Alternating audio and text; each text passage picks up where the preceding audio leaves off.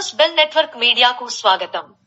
పాతనంతిట్టలోని శబరిమల శ్రీ ధర్మశాస్త్ర ఆలయాన్ని సందర్శించడానికి వచ్చిన భక్తుల రద్దీతో కళకళలాడింది.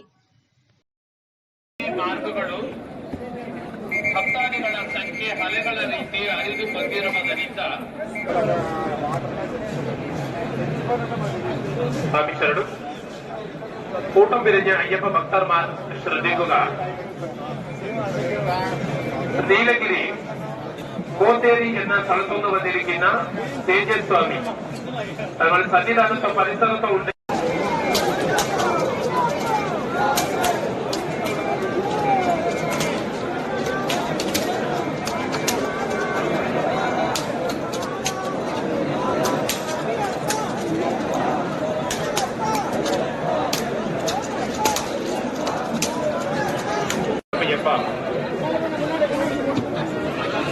സ്വാമിയെ ശരണമയ്യപ്പ.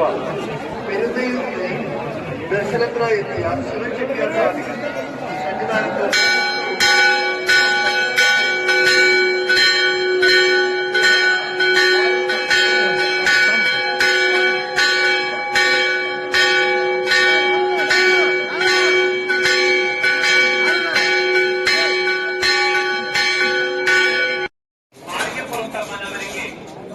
ಕೆಲವು ಅರಿಕೆಗಳನ್ನ ಸಮರ್ಪಣೆ ಮಾಡಿ ಇದೀಗ ಭಗವಂತನ ಸುಖದರ್ಶನಕ್ಕಾಗಿ ಬರುವ ಭಕ್ತಾದಿಗಳಿಗೆ ಅವಕಾಶ ಕಲ್ಪಿಸಿಕೊಡಬೇಕೆಂದು ಭಕ್ತಾದಿಗಳಲ್ಲಿ ಪ್ರಾರ್ಥಿಸುತ್ತೇವೆ.